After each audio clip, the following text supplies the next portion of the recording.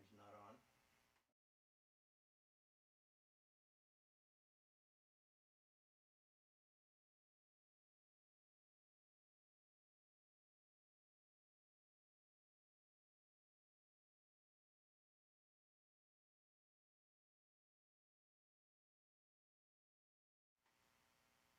Can see that one. So that's now working.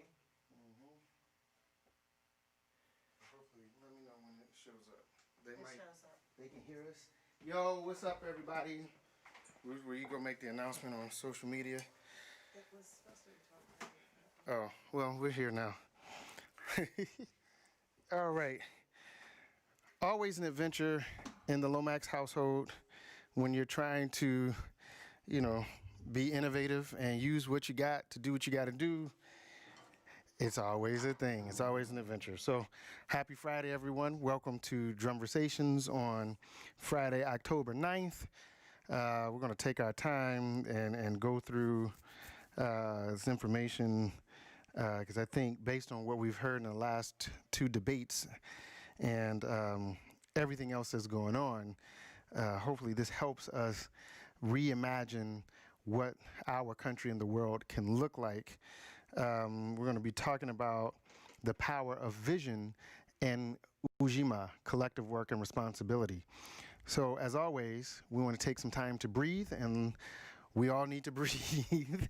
It just, you know, it's been that kind of week and that kind of day. So breathe in, breathe out, breathe in, breathe out. As we breathe in, we're breathing in all the good the world and the universe has for us. When we breathe out, we're breathing out all of the chaos, all the anxiety, all the crazy. Breathe in goodness, life, health, strength. Breathe out anxiety, crazy, depression, all the negative energy that the world seeks to heap on us. All right? Breathe in one more time. Breathe out. Also, as part of our centering, we want to acknowledge our ancestors. So if you happen to be on with us right now, because all the time craziness, please put your ancestors' names in the chat, and we will call them when I get done.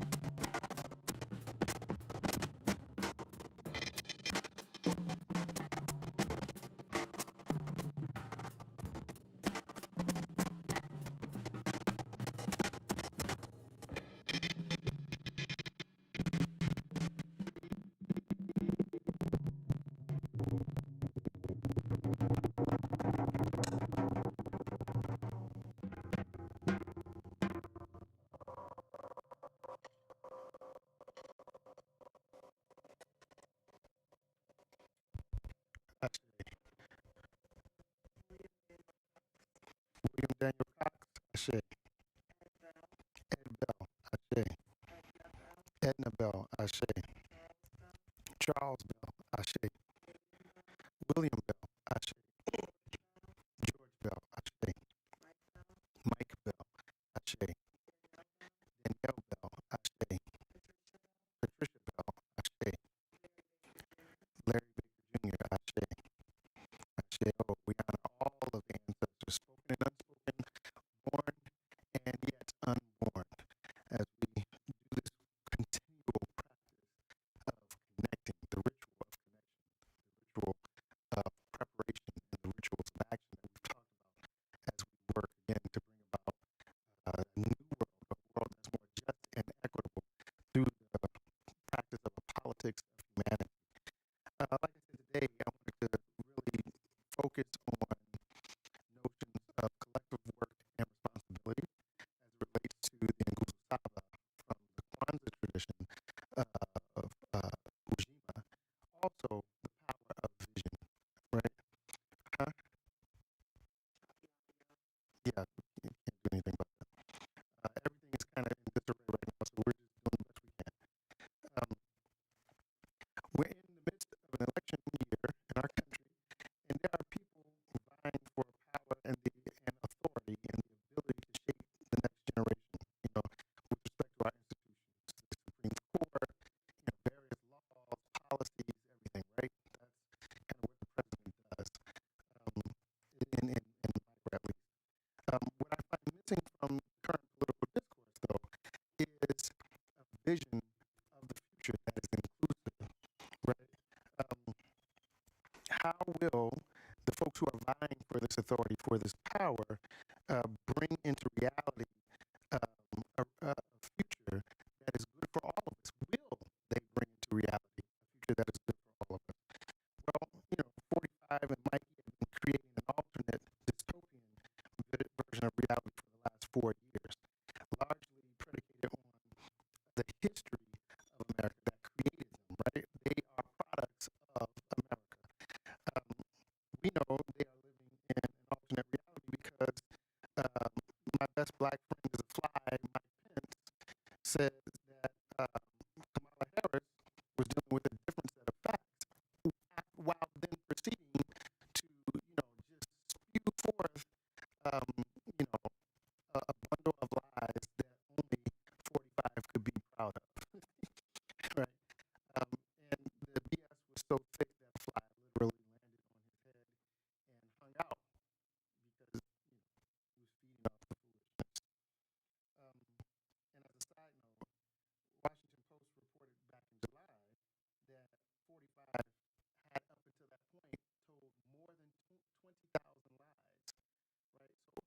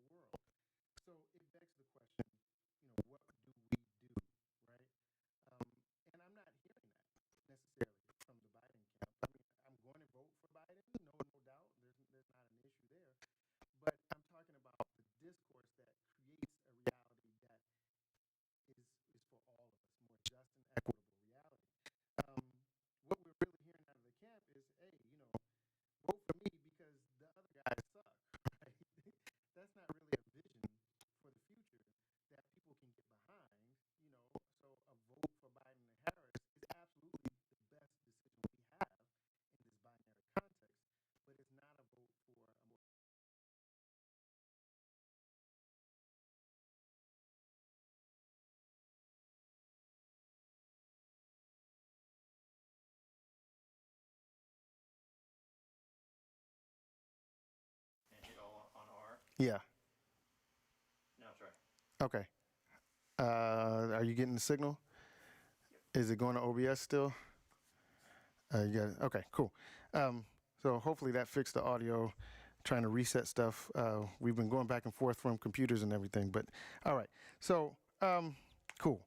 So a vote for Biden-Harris ticket is absolutely a vote against the Trump-Pence ticket, but it's not necessarily a vote for a better future, a more just and equitable future. It's just a vote against the dystopian reality that is currently being created, right, in the current White House. So what we have to understand is that this narrative of lies that has been weaved over the last 4 years is insidious, right? It's a virus, like racism is a virus, like sexism, genderism, ageism, ableism. These are all viruses. These are all isms that come from branches of the same tree, right? And that tree is what American culture has been rooted in historically. The three, what I call original sins of genocide of First Nation peoples, enslaving Africans to build wealth, and the disenfranchisement of poor white men and white women, right? So nothing about the current context, which is all steeped in that history, is just and equitable, which means we have to do our best to figure that out, right? So if Joe Biden is making the argument for normal, what does that mean, right? Does it mean that it's okay because it's been so bad that we just go back to normal, pre-45 era normalcy, right? Is that okay? Is that enough? Or has this kind of reset that the coronavirus has presented in many ways given us an opportunity to really substantively reimagine the country and even the world, for that matter? It's a global pandemic in a way that is more just and equitable. If we see our collective selves, or sorry, if we don't see our collective selves in the visions espoused by those running for the highest office in the land, what is the vision that establishes the most optimal context for all of us to thrive, right? What is our vision as people, as human beings in America and around the world? And how do we bring about the changes necessary to manifest that vision? I'll play something and then we'll talk more about it.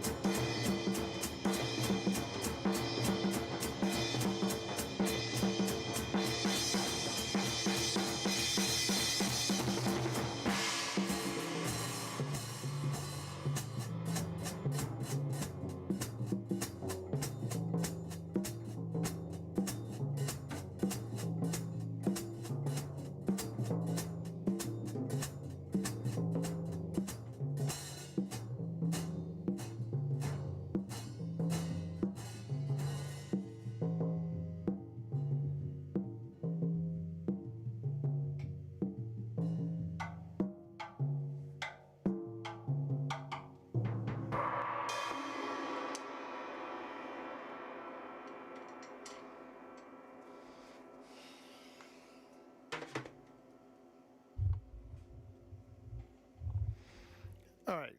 So, what is the most optimal context then, right? We're asking, who has the vision that presents or provides the most optimal context for us to thrive as human beings, one human family. And we're not seeing it in the context of the current political discourse, right? Discourse. Then where is that vision? Who has it? And how does it become reality? Here, I invoke the voice and the spirit of a great ancestor, Julius Nyerere. President Nyerere became the first president of Tanzania, and he said that an attitude of mind, not adherence to a standard political pattern, is needed to ensure that the people care for each other's welfare, right? Nyerere says that an attitude of mind, not adherence to a standard political pattern, is needed to ensure that the people care for each other's welfare, that the people care for each other's welfare, right? Why are we, the people, constantly looking to others to define our reality or define a reality that only we can manifest? Why are we looking to a single leader or even a smaller group of people to define for us reality? Why are we giving away our power, right? If we agree, as we've said before, that power, as defined by Dr. Wade Nobles, is the ability to define reality for ourselves and others and make others engage or live in that reality as if it is reality of their choosing. Why are we, the people, constantly giving up our power to people who are trying to define reality in a way that extracts resources rather than adds value for our collective benefit, right? The practice of a politics of humanity requires the attitude of mind Nyerere writes about in Ujima, Essays on African Socialism, to ensure that the people care for each other's welfare, right? Adding value, we're caring for each other as a matter of practice, as a fundamental cultural value, as opposed to those cultural values of racism, classism, sexism, all those other negative isms, right? Excuse me. I get that this seems, in the current context, overwhelming and in many cases unimaginable, right? Because for so long we've been socialized against our collective humanity and even against our individual and collective power.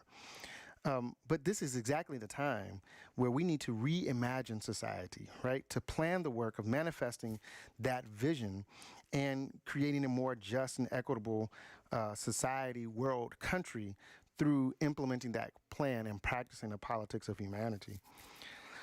What do we see then, right? As we imagine the world differently, what do we see? What conversations are we having to realize these visions of a better world?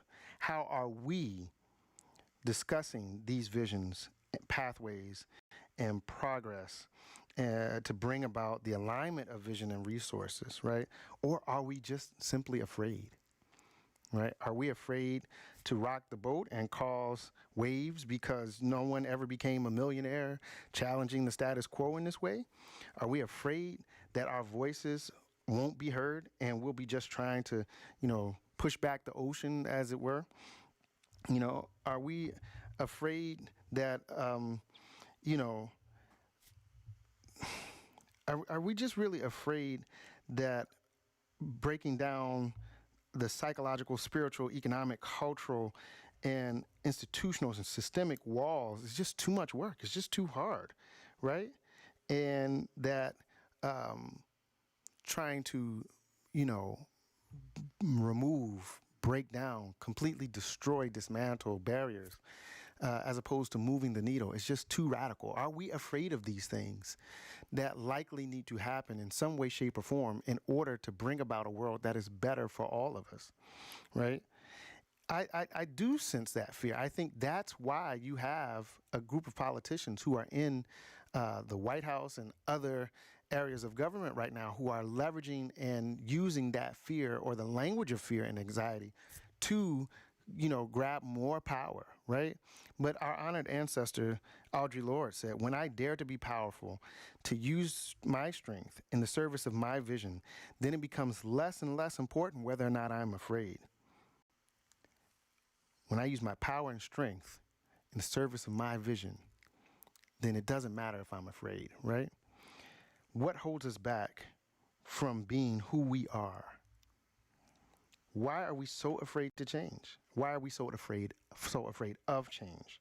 And what will it take to realize the truth of what our dear ancestor Audre Lorde said, that our fear does not matter when we dare to use our power individually and collectively in service of our vision? We have nothing to lose and everything to gain. Yes. Indoctrinated thought is hard to shake. We really don't know how without therapy. It takes time and purposeful change over time. Indoctrinated thought is hard to overcome, and we absolutely need therapy, and we have to give ourselves the grace to understand that that shift happens over time. Absolutely, right? And that's why we have been talking about, in the context of a politics of humanity, those three rituals: the rituals of connection, the ritual of preparation, and the ritual of action, right? Because to your point, the ritual of connection means not only that we're connecting to ourselves and each other, but in the African-centered context, we're reconnecting spiritually to our ancestors, who we were before this great trauma of the Ma'afa, right? 1619 to the present. And in that way, we do begin healing. And some people can do that on their own, intellectually, spiritually, and otherwise. Some people need help. It is not a bad thing to go to therapy. It is not, right? This is not something that our religious beliefs just because can fix. Sometimes you can believe in Jesus or Allah or whatever you want to believe in, and you can take medicine to help you cope with whatever it is holding you back from being your best self. That's just real. And especially in Black America, we have to be real about our psychological and spiritual trauma and take advantage of the resources that are there for us, right? Again, we have nothing to lose and everything to gain. Fear of failure in the current climate, in the current climax and context, is just a statement of complicity with the inequitable and unjust values that govern society as it is today. So what are we losing if we begin to shift the way we think to a more just and equitable situation? Is it really a bad thing to lose what we have right now? Do we even have anything right now? I don't, because again, what I see is the continual extraction of resources, of value, right? And the practice of a politics of humanity, again, brings about the cultural shift required to define and manifest a just and equitable society. It also manifests new tools and new ways of being that are needed to make this work. To the comment, right? Once we begin that work and give ourselves the grace of time to fully realize our optimal selves, right?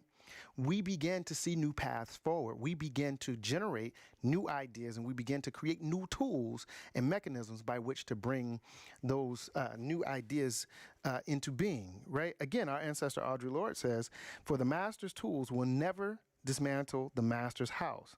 They may allow us to temporarily beat him at his own game, but they will never enable us to bring about genuine change.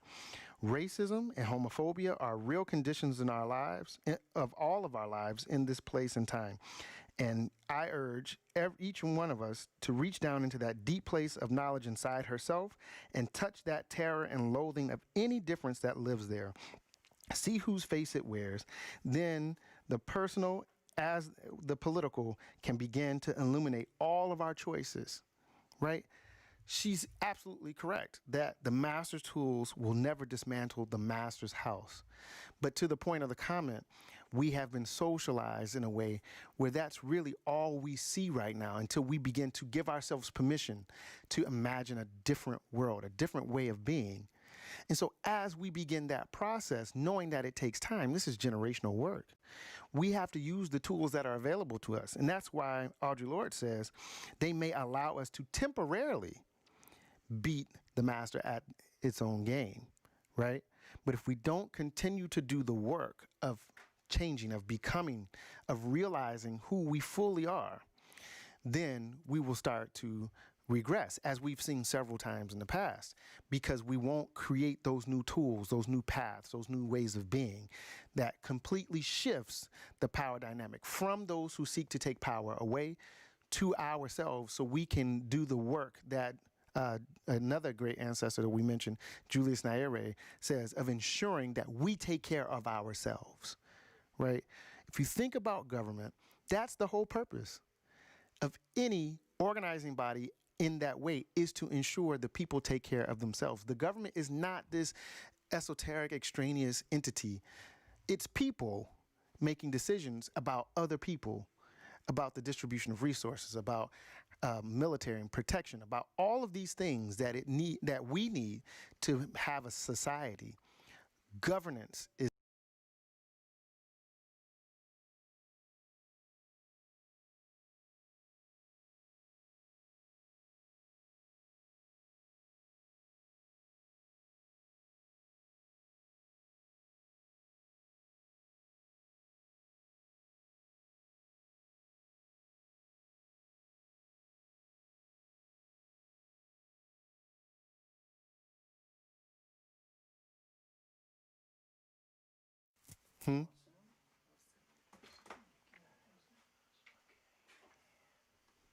I don't know how that happened. It's still there. So you still see the feed? Okay. And you seeing it in OBS? Check one, check. We had a comment about sound, so we're checking our sound. It's there. Okay. It's all good on our end. So if you lost sound, it might be your internet connection or whatever. It could be us. This has been that day. So we'll just keep going and figure it out later. Okay. So as Audre Lorde says, right, in the here and now, we have no choice but to use the master's tools as we begin the work, right? But we cannot continue to play by the master's rules in seeking to disrupt, dismantle, and ultimately destroy the inequitable and unjust society that America is currently. We have to, again, as she says, reach down into that deep place of knowledge inside ourselves, find, name, and face the fear and loathing of difference that obfuscates the place within where we are all connected, right? Once we find that place where we are connected to the all and each other, however you define deity, however you define your personal power, wherever that is for you internally, that is the place that we're all connected, where we're all connected, right?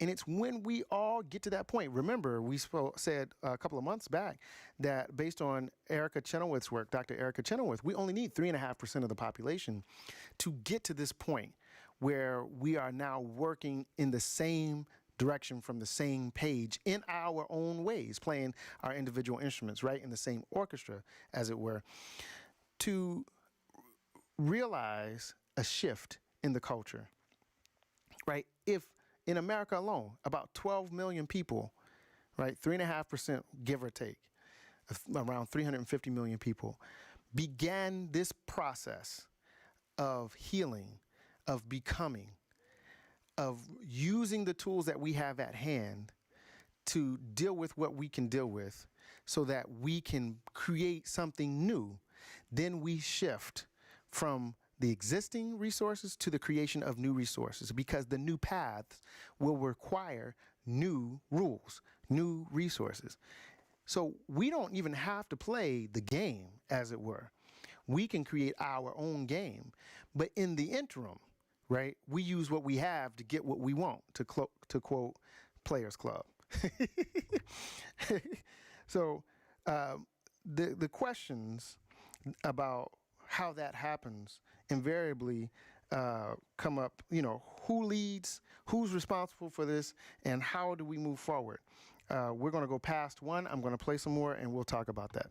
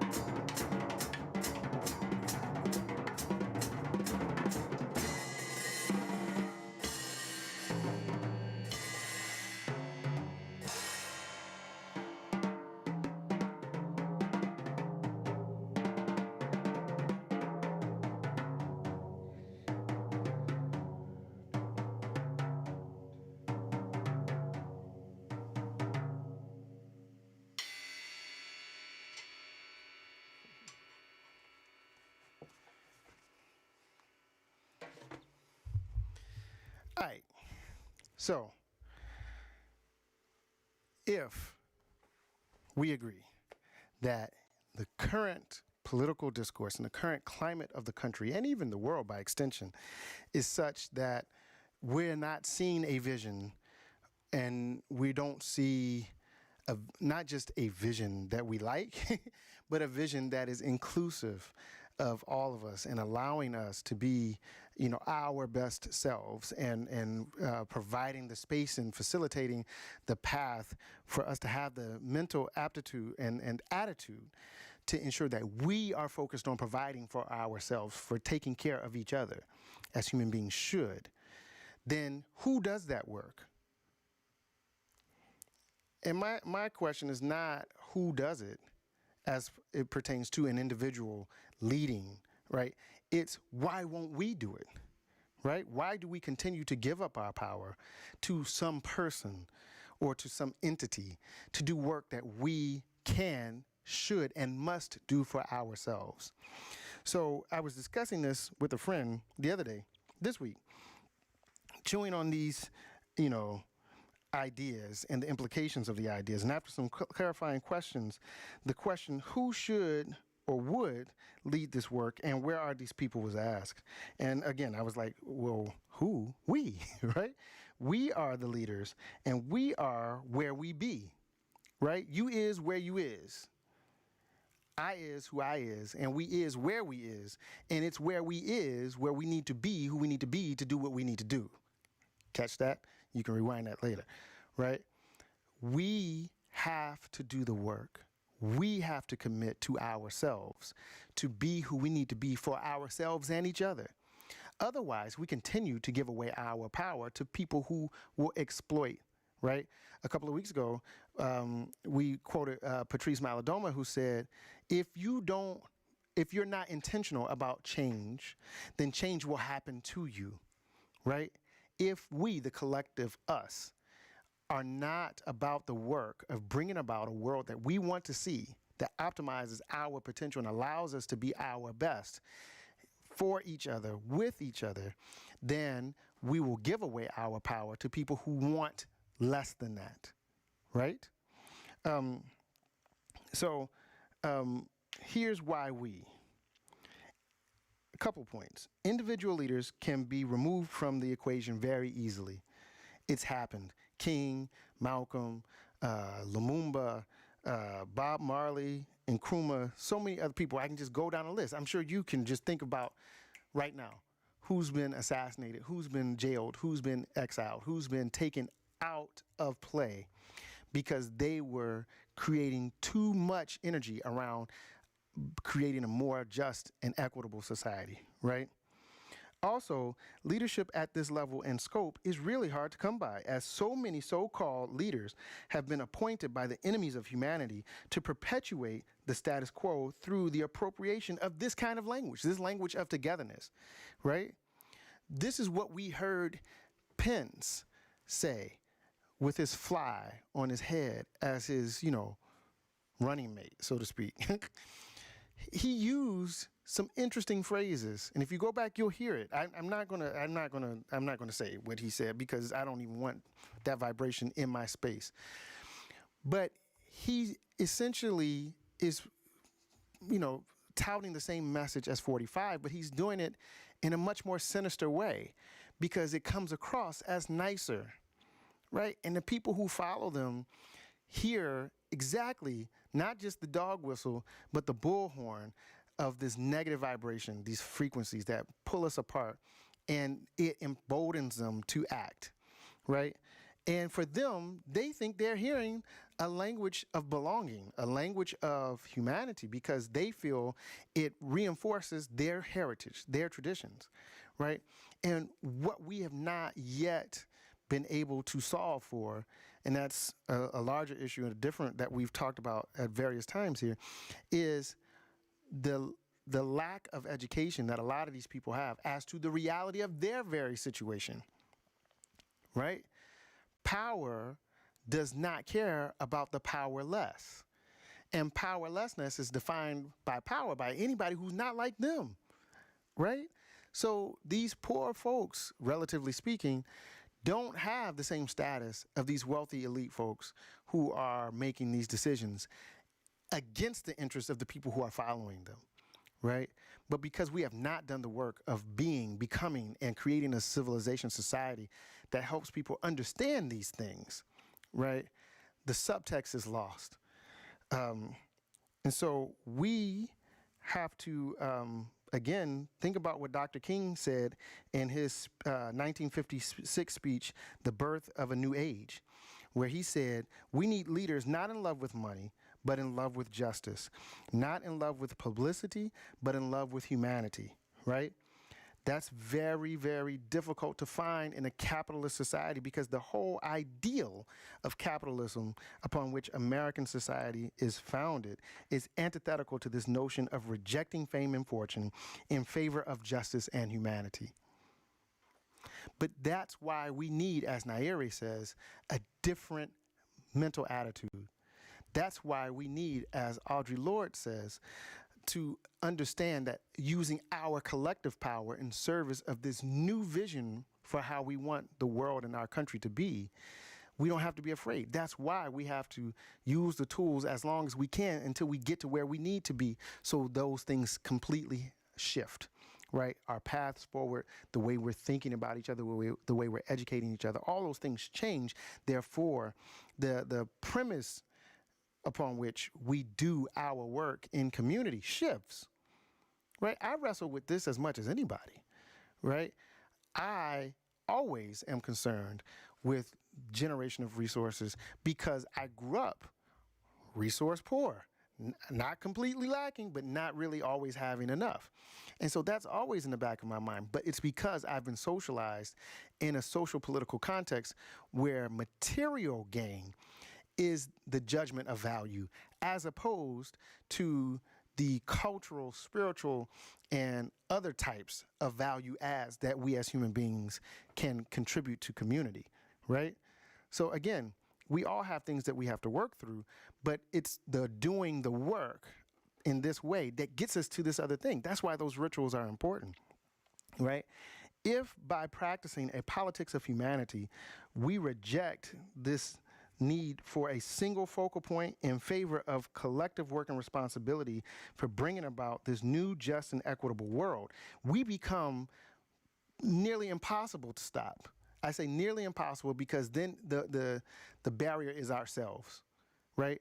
If we don't create a focal point, one leader, right, who's driving change, instead we become the leaders we all need, a circle as opposed to a triangle in this sense, then everybody touches the ground to move that car forward, right? We move forward together because no wheel can operate independently from another wheel when everybody knows that you have to go forward, right? And we all are responsible for that forward movement. We're all accountable for the outcomes of a better world, right?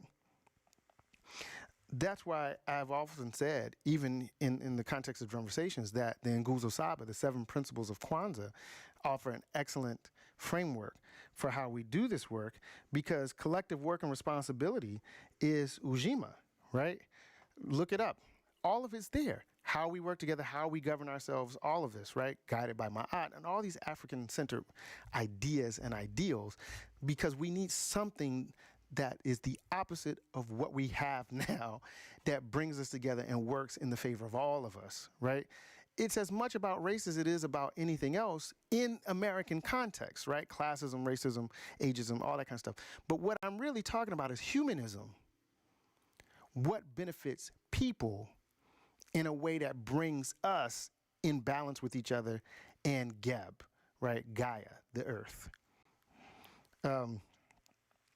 If we let go of the status quo, right?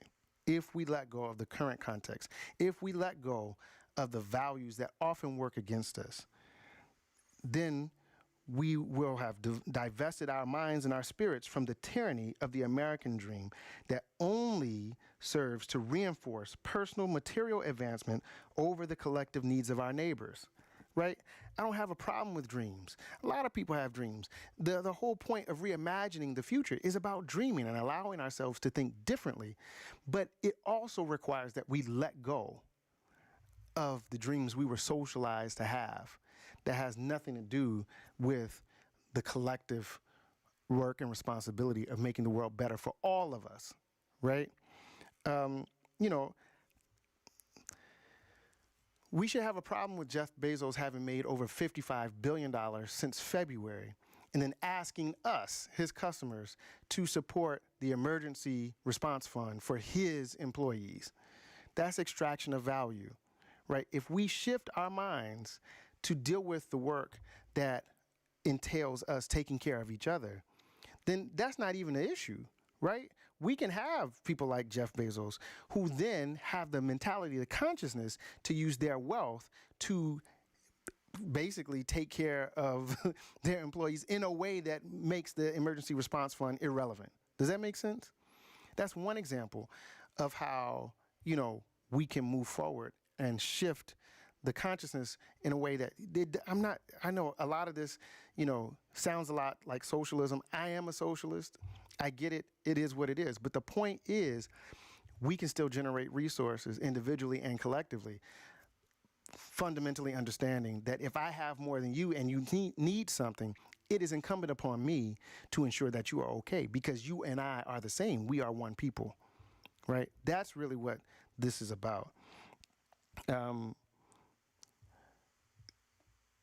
In closing, we must decolonize and disconnect our consciousness, that's what I was just talking about, from the extant reality in favor of a new reality built on the cosmic, spiritual, social, and political principles of balance, justice, and profound relationship with ourselves, each other, notions of spirit and deity as we understand them, and the planet, the cosmos, right? In doing this, we are also more firmly establishing the rituals of connection, preparation, and action in the manifesting of a new reality through the practice of a politics of humanity. We have the power to change the world. We just have to commit to working together to bring about those changes. Y'all have a great weekend. Peace.